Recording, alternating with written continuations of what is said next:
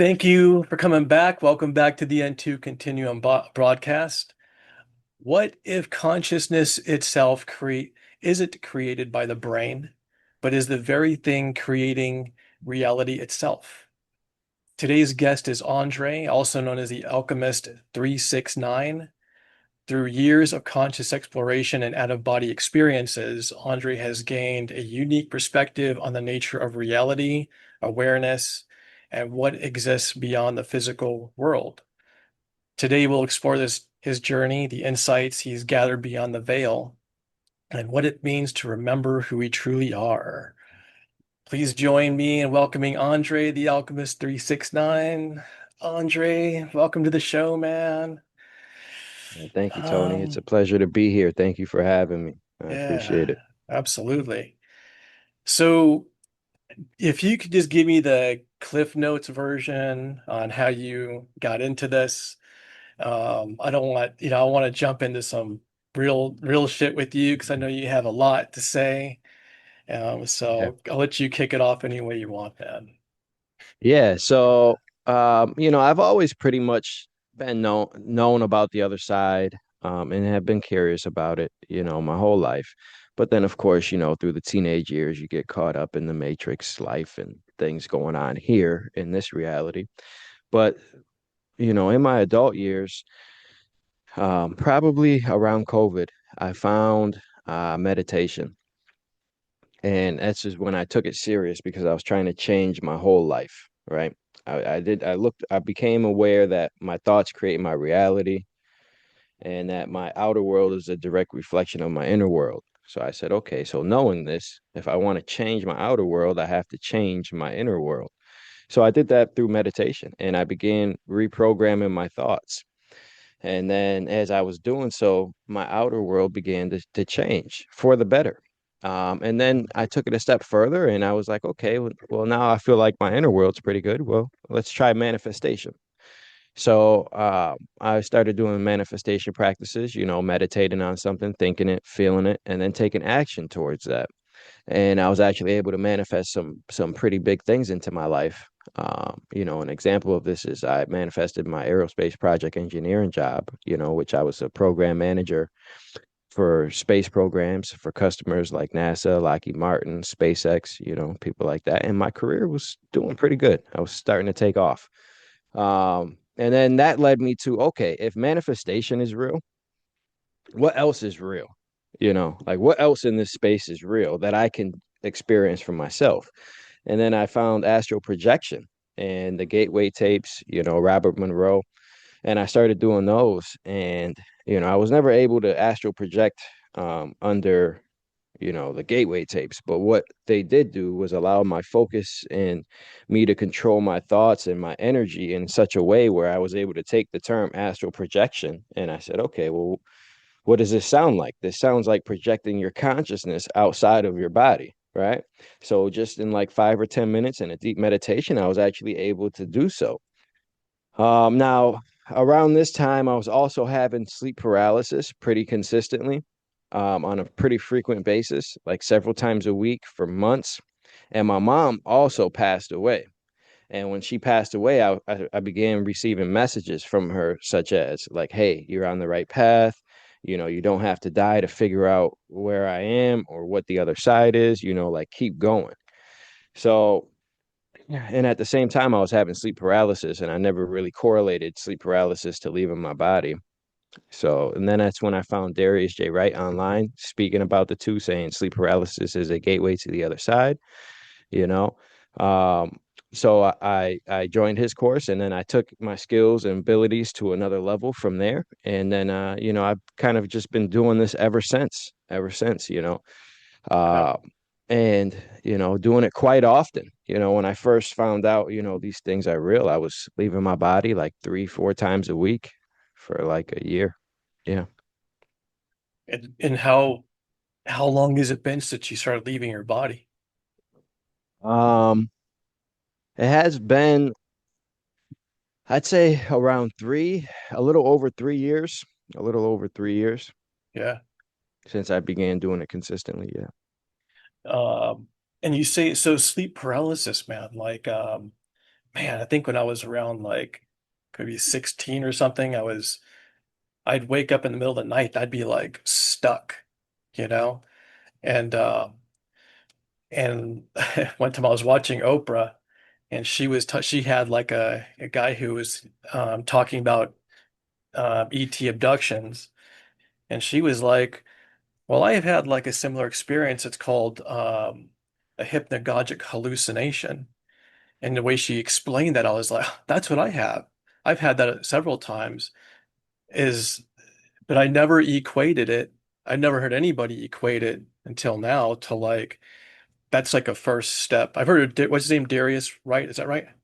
Hmm. Yeah, I know who that guy is, but I haven't heard that it's like a prelude to having OBEs or leaving your body. Yeah. Like how does Yeah. that how does that work?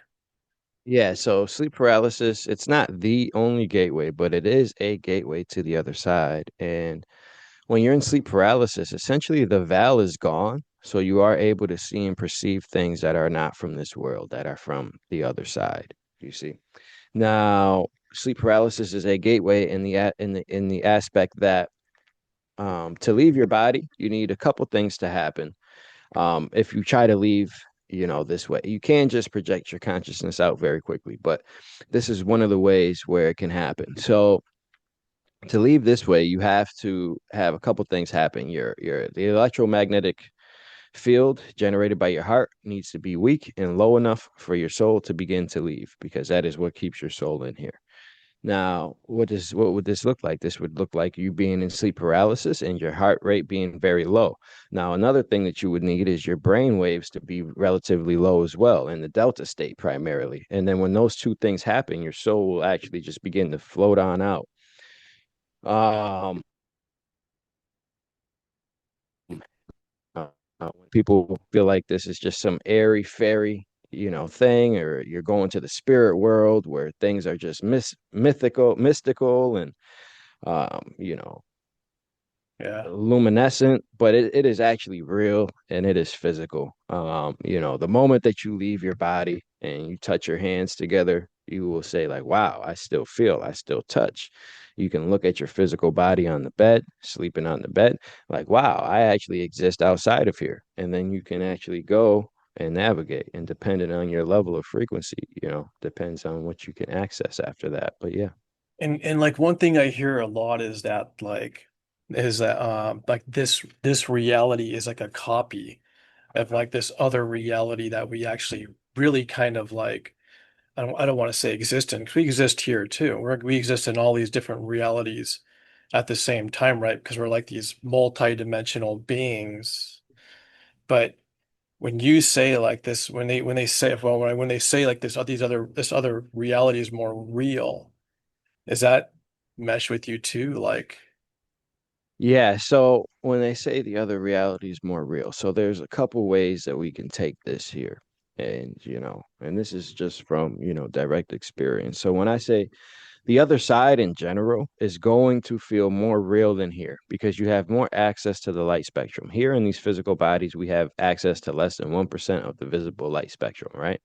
Now, you have to understand that light is also physical. There's light inside of everything. This microphone in front of me has protons in it. So it's just light vibrating at such a slow rate that it can appear physical. So when you have more access to the light spectrum, you have more access to light, actual light, more access to colors, but you also have more access to physicality. So you can think of it as like this world that we are in, we're only allowed to see so much of what's really there, right? And the other side is here and now. It's just separated by frequency. You can think of this like a TV. Like we would be on channel one, and then the other realms would be on other channels. They all exist at the same time, but depending on where your frequency is, that's what you're going to view at that time, right? Now, when they say this is a copy of it, it kind of is, but there's levels to this. So outside of your body, you will see that there is dimensions inside of this one realm, inside of this earthly realm that we are in now, that would mimic exactly the Earth template. But this is the base reality of this realm, is where we are now. But outside of your body, you can be in what's called like a dimensional space, and things will appear different. Like if you're inside of your room, you will see, if you were thinking about, your thought forms will manifest in the form of like a physical thing. So you'll see like, oh, if you were in your room outside of your body and you were thinking really heavy on like getting a new dresser, well, outside of your body, that dresser may be in your room, right? So that's like a form of a dimensional space, and it kind of mirrors this. Now, another aspect of this, when they say that this is a copy, it kind of is, because we live inside of a layered universe, a layered creation. There are realms inside of this universe or creation or construct or whatever you guys want to call it. There's layers to it. And each layer is made in the image of the one before it. So, if there's 12 realms in here, realm one is made in the image of realm two is made in the image of realm three is made in the image of realm four, and so on, and so on, and so on. And the way that this particular creation is set up, as you go lower in the realms, lower, we'll say, to realm one, each layer gets more restricted, more dense, and more limitations, because everything has its rule sets, programs, and templates inside of this creation. So they are correct in an aspect where they say it's a copy and the other side is more real, but that's kind of more so like what it's actually like. And it's interesting you bring up like limitations. It's like our it's like we came in to to play with these limitations and to forget, right? This type of amnesia. Um, and is it and is it weird that like now people are aware of this amnesia? Were they throughout human history? Have they always been aware of this amnesia and these that were Yeah. playing this game? Yeah, so there's a few levels to this as well, and I'll try to do my best to give you guys context and to answer this, correctly. So the truth has always been here. That's one aspect of it. The truth has always been here. It's just a control structure set up from, oftentimes people will call it the they, Yeah. right? The they. Well, that boils down to like religion, the school system. Like that's how we see it, right? And in religion is another form of control, right? Well, these control-based structures and fear-based narratives play into us. So this, when you're thinking and operating in that way, the other side is then cut off to you. You're operating on a fear-based narrative, and you're very locked in, and you don't know that the other side exists. Now, throughout history, this has been known. People have came here before telling people the truth about the other side. Jesus was one of them. He came here telling people about who they are truly. And, like this is essentially a matrix. And once you step out of it, you can do stuff. You can pretty much do stuff here. Now, where we are currently, things are starting to open up more. To answer the other aspect of your question, when you said people see, it seems like people are starting to wake up. That's because you can think of this universe or this creation that we are in as like a video game, so to say. I mean, it's not a game. It's very serious. People are experiencing hardships and pain and suffering here, so it's very real in that aspect. However, in the way it's set up and its structure, there is programming here. There's templates. There's rule sets, and one of these is this place is going to change, and all will be known, and all will remember at one point now, and this is where we are headed. And what this actually looks like is, conversations like these, people waking up with inside of the game, speaking the truth, having these experiences with the other side themselves. But this also looks like the actual physical rules and programming of this game is going to change. In December of last year, December of 2025, I was shown, what this actually looks like. because there is a magnetic toroidal field around this place, and that kind of acts as like a barrier to information and things. And what I was shown is it's actually changing. The toroidal field is changing in a way where more light, more information is starting to come through. So it's actually even easier for us, like actual physically, it's easier for us to tap into this information. Like the veil is thinning. So more and more people are going to start to wake up because it is also within this game's programming for this to happen. Like everything that could be experienced here has been experienced by one person or another, and everything is stored and saved on the other side in the form of records. So, what I mean by this is outside of my body, I am able to access your records and experience what it was like for you to live this life here as Tony from your perspective, your feelings, your emotions, everything as if I was you. So from that aspect, everything that could be experienced here has by one soul or another. So there's no reason for us to keep continuing this game, this play out, with all this suffering and forgetfulness here. Like it's time for this to end and to wake up. And what this will look like is when people refer to the Great Awakening, the Great Celebration, or having heaven on earth, like that's where we are headed, and that's what this looks like. And there's a couple factors helping us with this. Yeah. And I mean it's weird, man, that like there's been a lot all these different prophecies talking about like this time, what like but what's strange to me is that you have some prophets, like I guess profiteers or somebody like Nostradamus or something, and some of these guys, and they talk about like a nuclear holocaust. I don't see a nuclear holocaust outside my window. Hmm. But and here I got a guy like you who's telling me, we're stepping into this other type of world that's has so what happened? What happened to the nuclear holocaust and all that? Yeah, so I'm not Nostradamus, so I don't necessarily know exactly what he was tapping into, and I actually don't even know that story. But Hmm. what I can say is when you are tapping into potential futures, uh, it's their potentials, right? They are potentials. So especially when you're given prophecy of a collective event. Now, that can be changed a lot because there's so many variables. We all have free will. So what you're actually tapping into when you tap into the future is a potential based on the current trajectory of the energy now, on all the variables that has the potential to change this future. You're tapping the current trajectory of all of that energy now.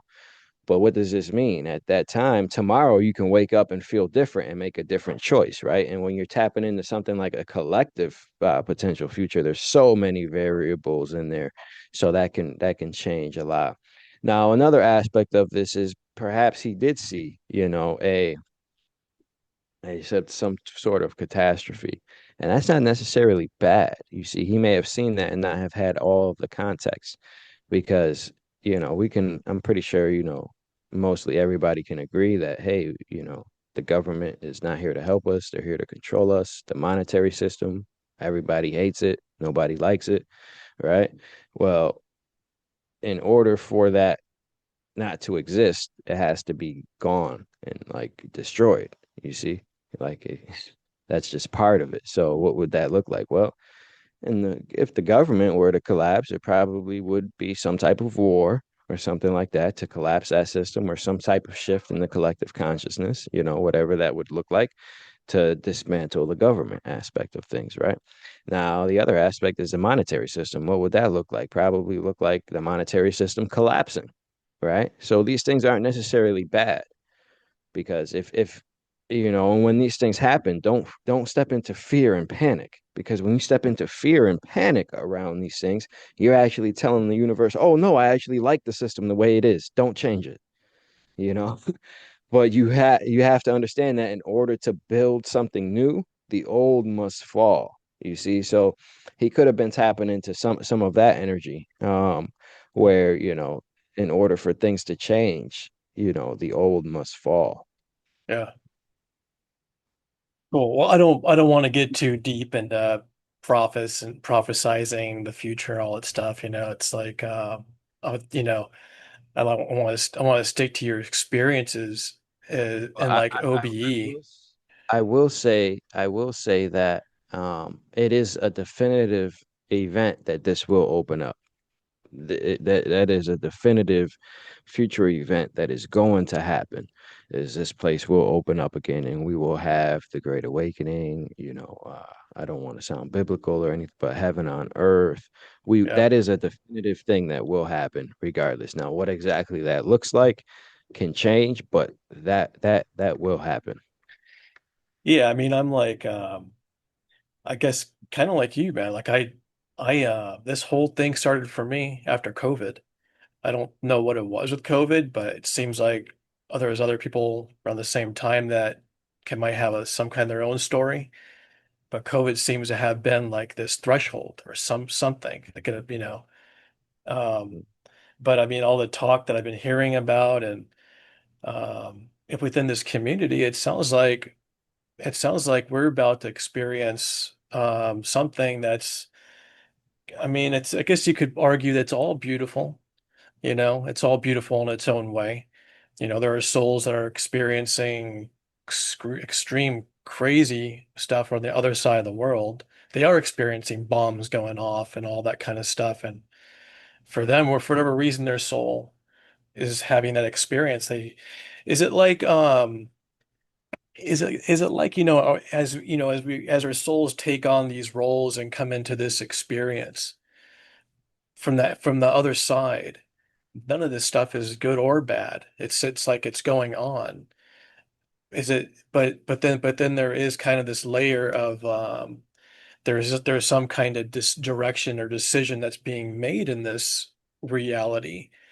Like it seems like there was a decision to push it into this direction of like maybe a more to end this old game of separation or whatever and go into a reality where it's more unified to, I don't know, for whatever reason. It's the reality, or maybe it's source or something is chosen for it to have that experience now. Um, what do you think? Yeah, so there's layers to this as well. And when you start getting into these higher topics, there's tons of paradoxes, but I'll do my best to try to explain this, right? So duality came into play inside of this one. To fully understand this, you have to understand that this whole universe is one creation of many. There's many other universes, many other creations, right? Well, this one creation that we are in now, this is where the concept of duality came in. So good, evil, you know, dark, light, like this is where duality came into play. So outside of here, that doesn't really exist. It's all just one thing.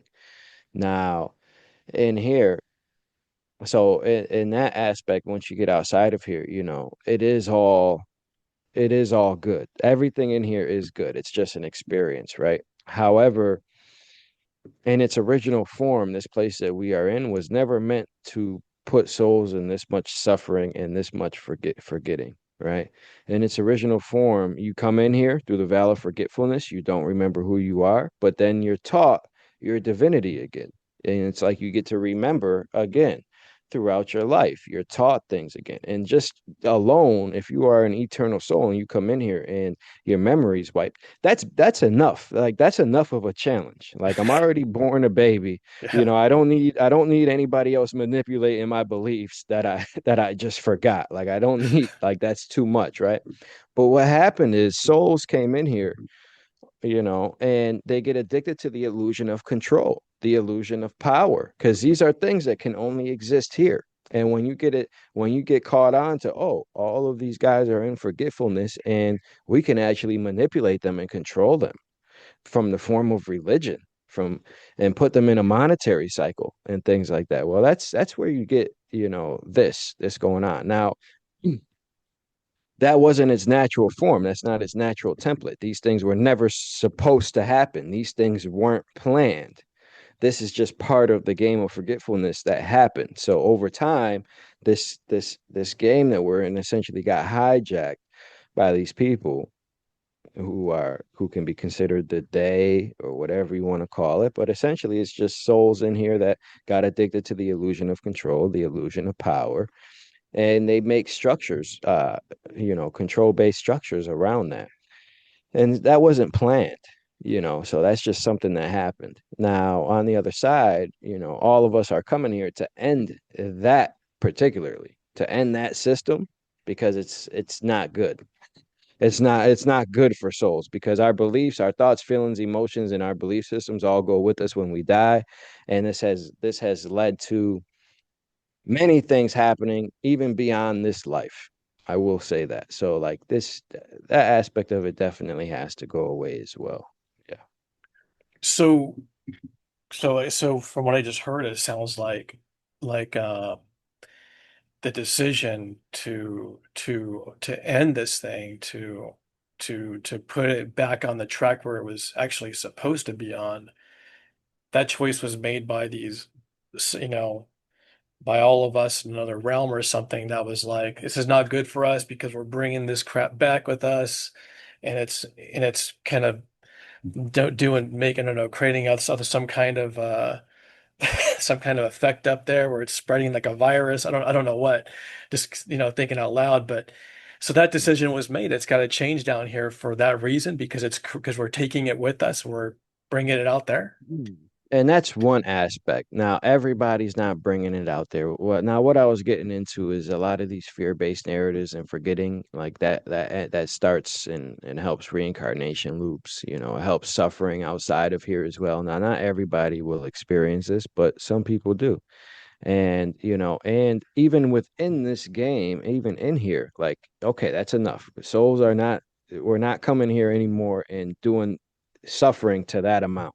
Like, people often ask, well, why would God create this place with all this suffering and things like that? Well, one, God, in the way that the Bible depicts, that's not who created this, and it wasn't made to create that much suffering. People here in incarnations made it that way because people could forget. So it's not made for that. So, like, let's restore this back to its original nature. It's more so like that. Yeah, it seems like when we forget who we are, we tend to want to, play in the dirt. Mhm. You know? Yeah, yeah, yeah, yeah. Um, but so yeah, so back to some of the OBE, like, I mean, what is this thing, like I heard, like there's like a silver thread or something, like a tethering of your soul to this physical body. Like, what is that? Yeah. So there is no silver cord. There is no silver cord at all. Now, the earliest place that I have heard this from, where I believe this came in, was from Dolores Cannon. There Now, you go. Yeah. Dolores Cannon, she never had an out of body experience. Maybe she did, but I have never heard her speak about that. And hers came from other hearing other experiences, right? Now you have to understand that when these things are translated from the other side in the form, when you're in the physical, just receiving messages from the other side, things can be said and misunderstood. So there is no physical silver cord where, like, if you go out too far, it will be cut and then you're just there on the other side. That does not exist. Okay. 100%, like, that does not exist. But what there is there is an electromagnetic field that ties your soul to this body, and that field is actually generated by your heart, and that comes in very close.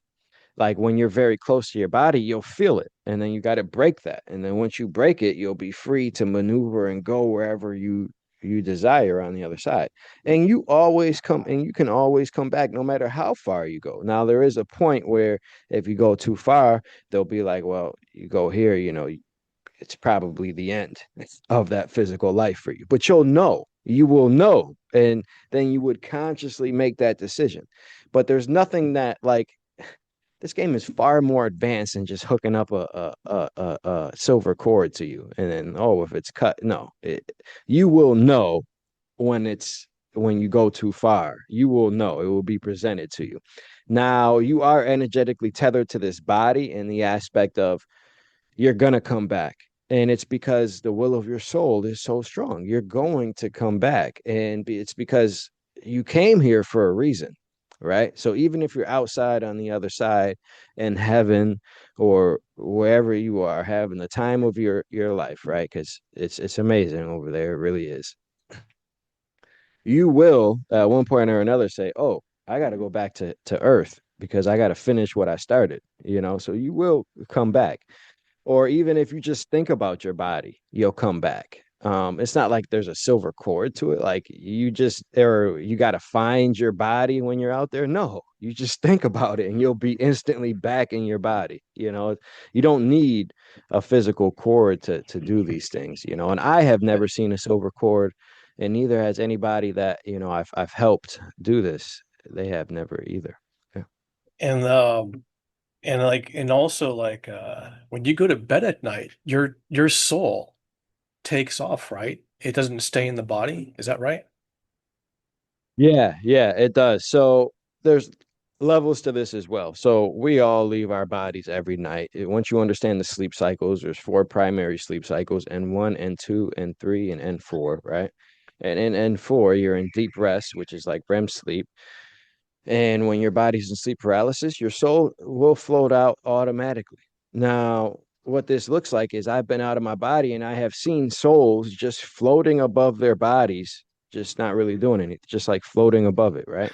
Because Okay. as humans, we're taught to shut off our awareness when we sleep, which is totally bizarre to me because, your soul is infinite. It doesn't need sleep, just these physical bodies do. So when you shut off your awareness, your soul will just like float out.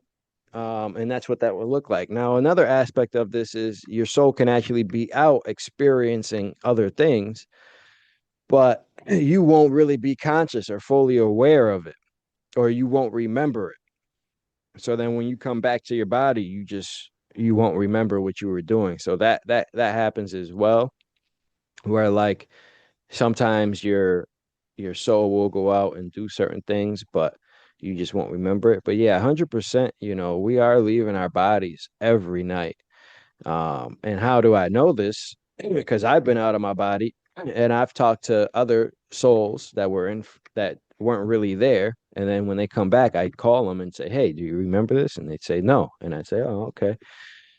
And it has happened to me as well. People have came to me and said, "Hey, do you remember this?" And I was like, "No." And it happened in like a faint way. Like I messaged them the next day and they were like, "Oh, wow, you're messaging me this because I was just with you outside of your body last night. That's why you're messaging me this." So like you you remember slightly, but not all the way. But yeah, we do leave our bodies every night. And I think I heard that it's the ego that wipes the memory of that experience the soul just had before it comes back. How come when you maybe intentionally, because maybe you're doing it or something mentally, doing the OBE, how come you can come back and remember that whole experience? Yeah, so when you do this consciously, this comes back to we are all of our own ultimate authority. So when you consciously induce these states and you're outside experiencing this, I'm actively making the choice to remember, you see, and to go and experience these things. So in that aspect, you're going to remember things. Now, I've also exercised this to the point where if I don't even consciously leave that night, I will wake up the next day and remember some experiences in the form of a dream. And I'll be like, "Oh, okay, but that wasn't a dream because I was really out doing things." But sometimes it will come back to me in that way because I've just trained myself in a way to allow that to happen. Um, and to give people context, when I say I'll remember it in the form of a dream, to fully understand this, you have to understand like what a dream really is. So, a dream is technically on the other side, but it's just your own thought forms because our thoughts manifest instantly on the other side. So when you go to sleep, you shut your awareness off, your consciousness off, your soul's going to still be awake and want to play.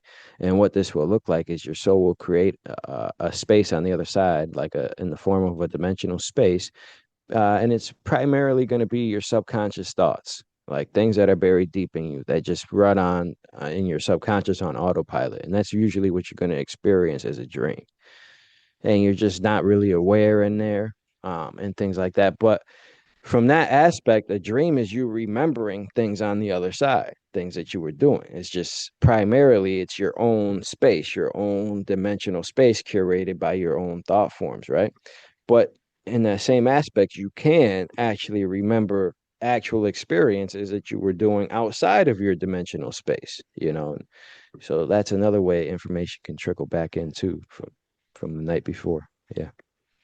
And like what's a lucid dream, man? Like how does that equate with any of this? Yeah, yeah. So lucid dreaming is another gateway to the other side.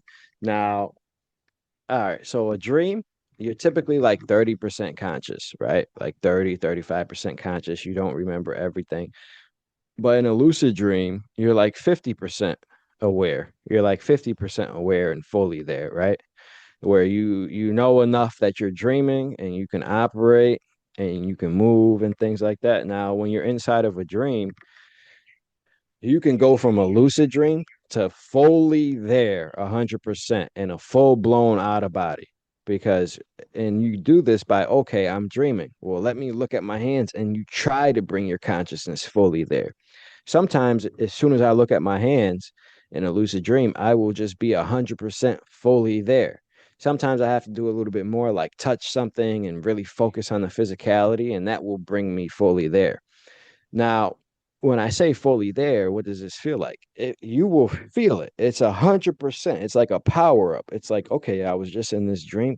And then when you're fully there, it's like now you're fully there in your godly divine form, you know, and you feel it. It's a whole power up. Now you're there 100%, and it's just as real as like me and you right now. And then from there, you can actually navigate outside of your dimensional space and go into like base reality on the other side and things like that. Yeah.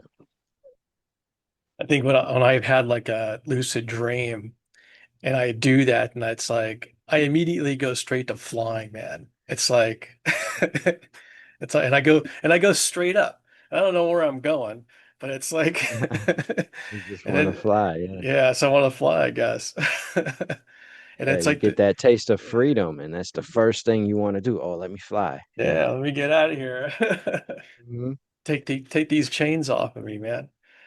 Yeah. Um, so when you go into an OBE, like where do you where's your go-to? Do you have a go-to or do you just does it Mhm. take you where you want? Does it does it just take you someplace where, okay, Andre, we're gonna show you this tonight? Or are you intentionally like, I'm gonna go do this, I'm gonna go do that? Like, All of those things are true. All of those things can happen.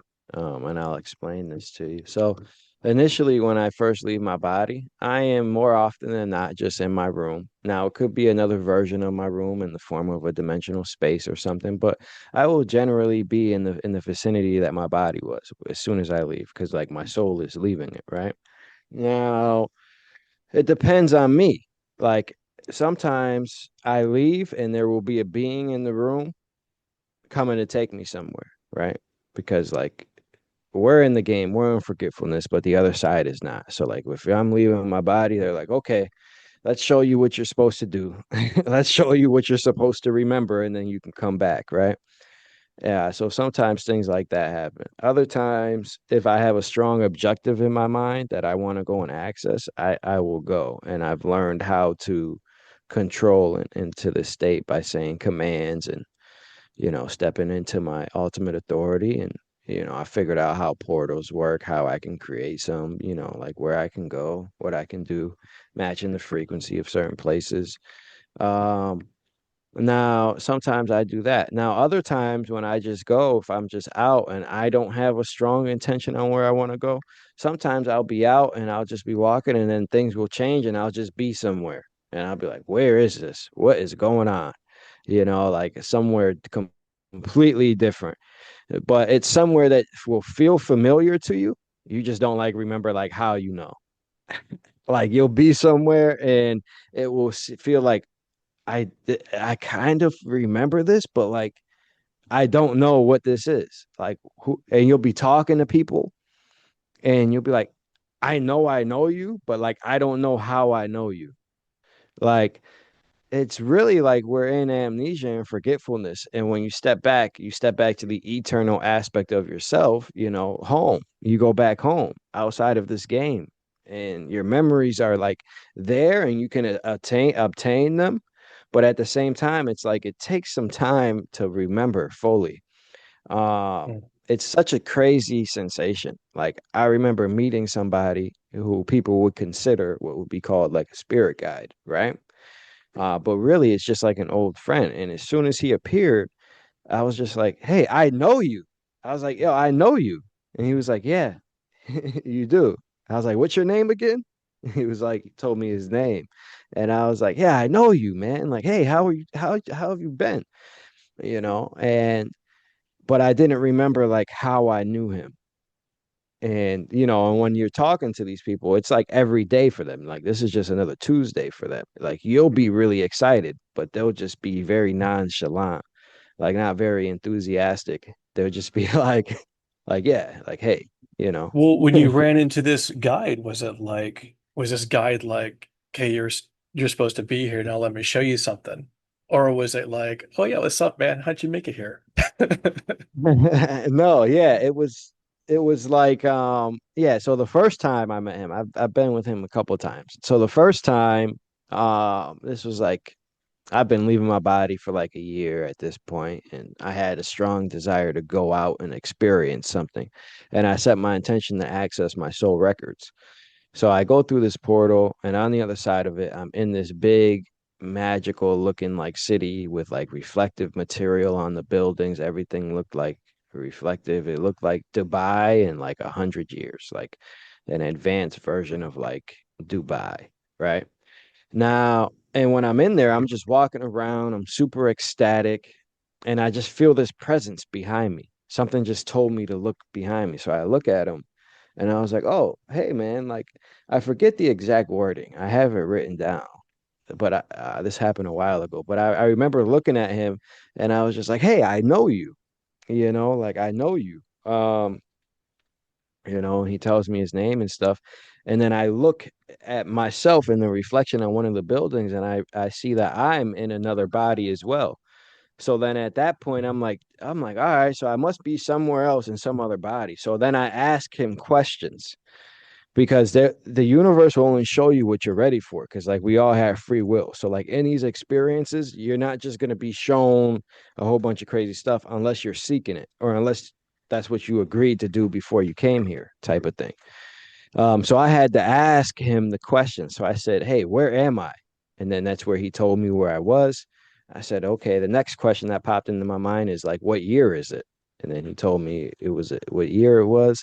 And I said, okay, so what do I do? Where do I go here? Well, Obviously, I'm what in this what other. year was it? All right, so I was in a place called Neoso, and he told me it was year 2015, but he said 2015 here. And when he said here, things come to you as a knowing on the other side. So when he said here, I understood that, okay, wherever I am, it's obviously not on the same timeline as Okay. Earth is. So when That, he that's says that's why I asked 2015, that specifically because I was like, oh, he's talking about years in center realm. Did he got years there too? yeah, I guess well, wherever I was, yeah, or I was actually in this place that's in this same realm. It's just on another landmass here. So it is inside of Uh, this earthly realm. It's just in another section. So um here, yeah, so it's not correlated to our years in any way. They have a different time structure than us with but the he way they said that time. because it's this realm is within this earthly plane. So they must Mhm. have some kind of agreed like dialogue between each other that kind of overlaps our own experience in this reality, right? Like if we're using the Uh, word year down here to put a definition to this moment, they're using they're using those same words like that to yeah, define their own yeah, for reality. sure. Yeah, because it's all right, it's a lot. This earthly realm is a lot bigger than us. When I say in this earthly realm, it's actually a physical life, just like here. It's this earth is bigger than what we've been told. So it's just here. They're just outside of the resets. It's a little bit more free where they are.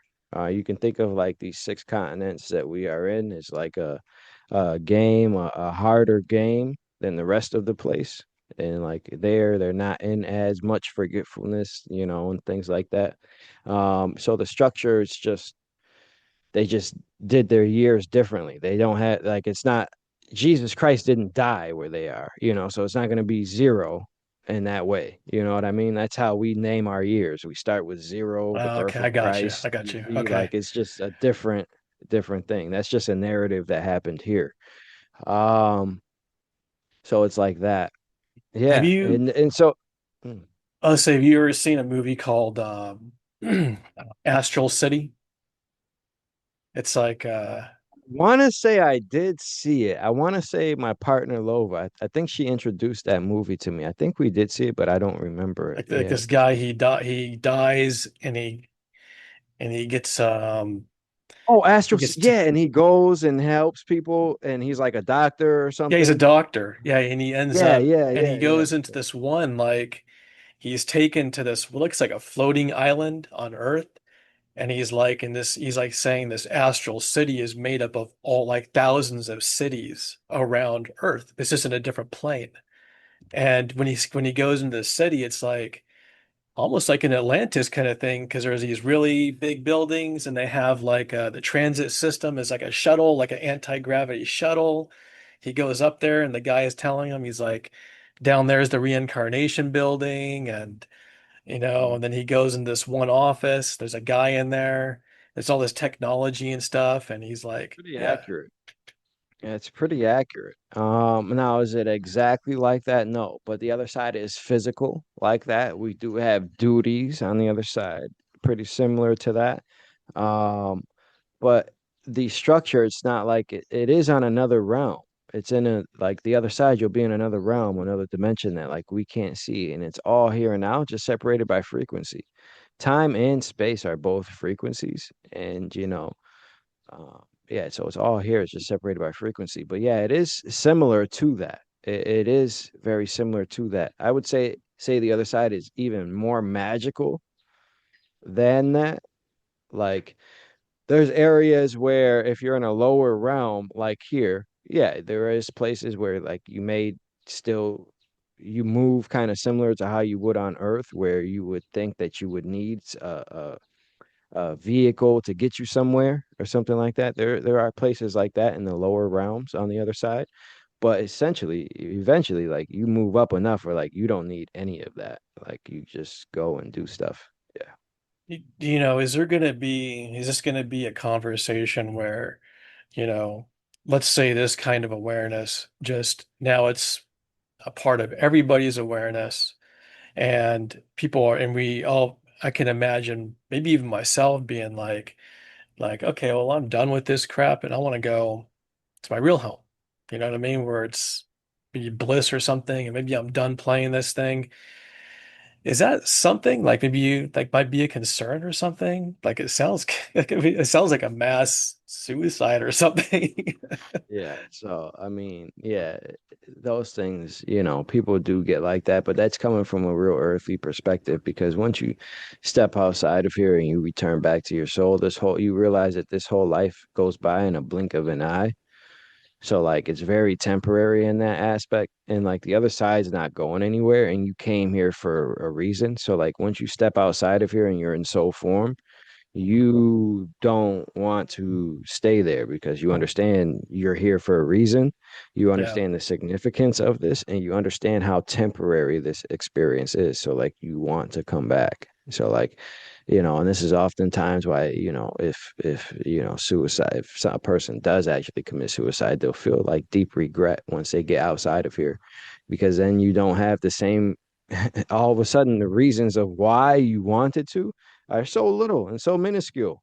It's like you couldn't just stick out the earthly game for a little bit. And this will be you feeling like this. Like you will feel like this. Once you step outside of here, it's kind of hard to grasp and understand. But imagine you stepping back to what people consider God, like an almighty, all-knowing being. Like imagine stepping back to that aspect, and you just have the biggest perspective of reality and perception of reality. So from that perspective, you know, that's the perspective that you operate. That's what people call their higher self and things like that. It's you outside of here. And you're not going to think with the same mind that humans do, because here you feel like this is all there is. Time actually feels really real, and time feels really long and hard. But outside of here, none of that is true, and you get stuck in your human emotions and thoughts and feelings here. But outside, none of that is really true. And actually, when you have your life review and you say you see yourself, it's the same aspect of if you see yourself acting outside of love because you had a temporary anger emotion and you act that out towards somebody. Well, in your life review, you're going to be looking at yourself like, why would you act like that? It doesn't matter. What you were mad at doesn't matter. You see, so it's like that same aspect of it. Like things seem like they matter here and now, but I can promise you they don't. You know, Mhm. it's like that. Yeah. And it sounds like whatever this transition is that we're going through, it sounds like it's really just going to ease up, a lot of the tension all of us have been going through, or at least the vast majority of the world's currently going through, to where when that kind of deeper awareness does become a part of our dinner table conversation, it's accepted by everybody of what we are, these beings coming into playing this game. And it sounds like at that point right there, life is going to be, we're going to go down from level of difficulty from like survival mode to casual mode, you know. Yeah, for 100%. We are moving towards a time here where there is no suffering on earth, right? The suffering here is really because of forgetfulness and the illusion of control and power. And that gives us, attachments here. When you don't, the root of all suffering truly is attachments. Your attachment to the idea of how you need to live, your attachment to this physical body, you see. But when you understand that you are eternal and you are not this physical body and you know this to your core, well, that kind of ends all suffering here, you see. And that's 100%, that's just one way to look at it. But Yeah. where we're actually headed is a lot bigger and more grander than just that. But we are Mhm. 100% headed towards where there's no suffering here. It will honestly be like heaven on earth, and you'll see that we all will experience this. Yeah. And you kind of mentioned the higher self. Like, how is the higher self played a role with your experience in OBE and stuff? Hmm. So when people think of their higher self, they think of it as something outside of themselves, and it's not, or they think of it something that they have to get to. Your higher self is essentially you. It's just in full remembrance. Like when I'm in my soul form, I am in my higher self, just kind of still in forgetfulness a little bit. You see, like it's you. It is you. It's you. Like you are it. You literally are it. You just don't remember. You see, so like um a good way to tap into your higher self is to take yourself outside of this human perspective and try to imagine what you would feel like as if you were God. Like, how would you view things from that perspective? If you take your personal, like if I took Andre out of it and seen it from a third perspective, from a higher perspective, somebody that's not here on earth, like that's how you can think of like how your higher self would think. It might be hard for people to do or grasp or understand, but you are it. Like once you leave here, you will understand that your thoughts, feelings, and emotions go with you. You just slowly start to remember more. So, like, that's it. That's the only difference. When you go into an OBE, are you like your higher self at that point? Are you leaving the I don't know, the ego of Andre back in the body? And you are now like fully on like this multi, your entire being? Yeah, you can. have experiences like that. Like the closest I've had was when I went to the void. Was when I went to the void, and I remember like my first thought, and like I was everything, like all at once, and all of my memories came started coming back. But it's also different in the aspect of like I still think the same, I still feel exactly the same. It's just I have no connection to Andre. Like Andre was just another character, just another blink in the system, and it's like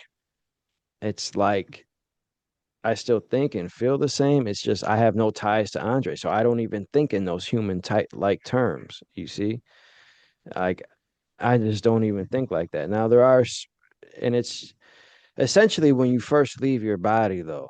For people watching this that haven't experienced this yet, when you leave your body, it's like your thoughts go with you.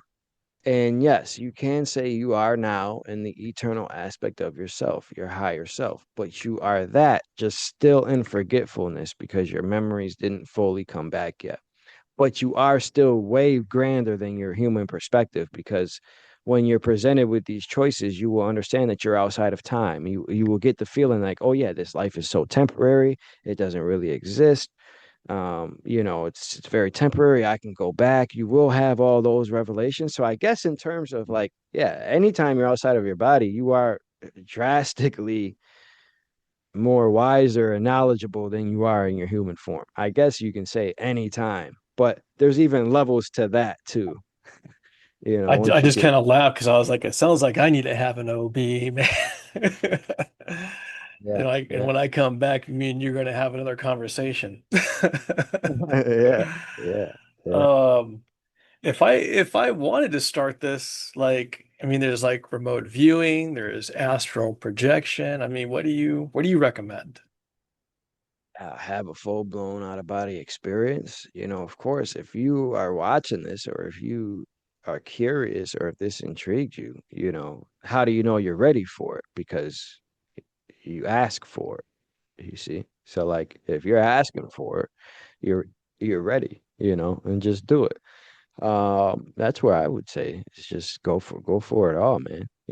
Why Uh, waste your time with the other things? Go right back, go to your home, go to, go back to where you were before you were here, to your so eternal is like aspect an of yourself. astral, sorry, I'm going to cut you off, but so is an astral projection or a remote viewing, is that like a dumbed down version of an OBE? Remote viewing certainly is because you're still here in the physical. You're just like taking your consciousness out, and you can actually not even see things accurately. You can develop your skills where you can see things accurately, but you're only going to see things around here. Like you're not going to go to these higher realms. You're not going to, you know, you're going to be very limited. Astral projection is essentially an out of body experience. It's just you're not as fully conscious and aware, and you may not be aware that you have a physical body. You may only be moving mentally and things like that. But once you're aware, once you understand that, hey, it is also physical. You are your ultimate authority. You can bring your consciousness from an astral projection state into a full blown out of body experience. And this comes from like the dream level. So, like in a dream, you're like 35% aware. Lucid dream, you're like 50%. Astral projection, you're like 75% there and fully aware. But a full blown out of body experience, you're going to be 100% there. You see? Oh man, I want the full blown, Mhm. man. I want the full blown. Yeah. Yeah. So here's like another question, man. Can I don't, I don't want to get derailed, but I don't know if I am derailing with it. But it's like I always like wonder, like people who are into doing drugs, particularly those heavier ones. I mean, I know like DMT is like this community is like kind of like go to for to having these kind of experiences, but other Yeah. people outside this community, they're doing things like things that are putting their reality into a whole nother shape. Are they doing that because they're trying to go back and remember what they Hmm. were? Is there something Yeah. about with that? Yeah. So things like DMT, ayahuasca, shrooms, it gives you glimpses of the other side. It certainly does. But you have to understand that these are still mind altering drugs. So you're like going to the other side, but you're actually high or it feels like you're drunk. It's Yeah. still a mind altering thing, So you're not accessing, it gives you glimpses of these higher realms and dimensions, but it's also going to be very distorted. You see, in a full blown out of body experience, you will actually be in this DMT realm that they call it. Like, what is a DMT realm? Like, that's crazy, but you will actually be there in 100% real and physical, completely sober. You will be able to think, feel, taste, interact with your environment and things like that. So people try those things, but I would say don't do that and just have a full blown out of body experience, because when you do those things, it's still a mind altering substance. Whether it gives you access to the divine or not, you're not going to be fully you.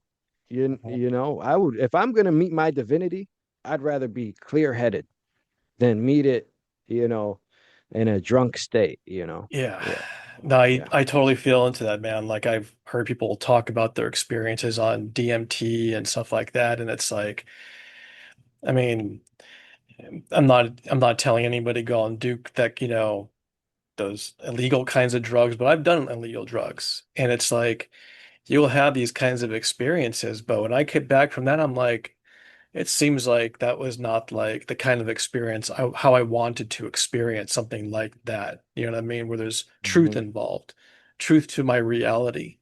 And it's like the Yeah. way you're putting it is like, yeah, there's, going, OBE is not something you're not taking a pill, it's not going to happen overnight, but there's some working up to it. But it sounds like it's way more worth it if you're looking to have a clear picture, or a clear experience and to come back and be able to talk about it with clarity. Is that right? Yeah, 100%, 100%. And I mean, you can play around with DMT all you want, but you'll never see like what I've seen.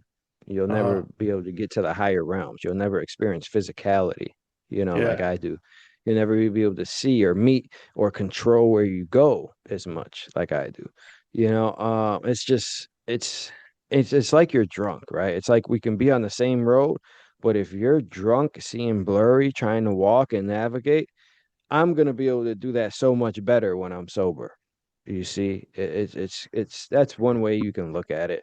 Another Mm. way is like you're not even physically there. It's more like a mental astral projection like state, you know. Yeah. So yeah, yeah. And so one of the last questions I have, man, is like health like benefits. A lot of people I think they Mm. seek these kinds of things or definitely QHHT because they're looking for because they got some health issues. Would going into OBE, would that also be like a something that, a suggested way of learning the root cause of the health issue and then working on a self-healing and all that kind of stuff? It takes it a little bit further than that. You can heal yourself 100% through the OBE state, through whatever it is. And this happens in many ways. You can actually physically heal yourself from an out of body experience, when you're in your soul form, say, I want to heal my body. You can do it that way. You can even come in contact with ETs that do this. They actually heal people quite oftenly. You can do it that way, or you can come back and just knowing that you are your ultimate authority and that the will of your soul is the most powerful thing in all of existence, the most powerful force in all of creation is you. Your soul, the will of your soul, has the power to create entire universes. So, if you have the power to create entire universes, the will of your soul has the power to manipulate this physical body as well. So, you can come back and you can step into you can come from human form, go to the out of body experience, go to the other side, step into your soul's true frequency, and then bring your soul's frequency back into the physical body and move like a God here in the physical and heal your physical body. An example of this is, man, I've died a couple times in my life. Like I have died. I have crossed over. My heart was very bad. I just went to a healer the other day, a Balinese healer, and he said, "Oh, your heart is perfect. Your kidneys are perfect." Yeah, I'm like, wow, that's crazy. And it's because I've had out of body experiences and I've been in my soul, and my soul's frequency now comes back to heal things. That's just some of the ways, but it is certainly possible to heal yourself through the other side. It certainly is. I mean, miracles. This is the stuff miracles are made out of, guys. This is the stuff the Bible was written. Like this is that level of of information. Like if you can think of it, you can do it. You know, the other side is truly the divine, it's truly your divine self, and you can do anything. This is the stuff miracles are made up of, you know. Yeah. Well, thanks, man. I mean, um, why don't you tell us how, like, working with you, you know, what it's like working with you one-on-one or learning to do this with you. And then I'll let you go ahead and close it out any way you want to, man. Yeah, so on my website, the alchemist369.com, I have options. People can work with me one on one. I have an option where we can work together, for a whole month and have you try to achieve this state. And then I have a members only section where I give weekly presentations on how to achieve this, things you can go, how to navigate the other side, things that I've uncovered, how this place really works. Yeah, there's a members only section there for that as well. But yeah. Cool. Any last message for everybody? Um, yeah, if I had a last message, I would tell everybody that, no, understand that this is a temporary experience. You are truly the infinite. You are truly the divine here in limitations and in forgetfulness. And you don't have to die to experience the other side. You can experience this here and now. You can contact deceased loved ones. Whatever you desire, you can experience, and you don't have to die to do so. You can do so now. Cool. All right, man. Well, thank you so much. Hang on for a moment. I'm going to stop the recording. We'll just hang out for a minute. But thank you guys for watching. We'll see you guys in the next one.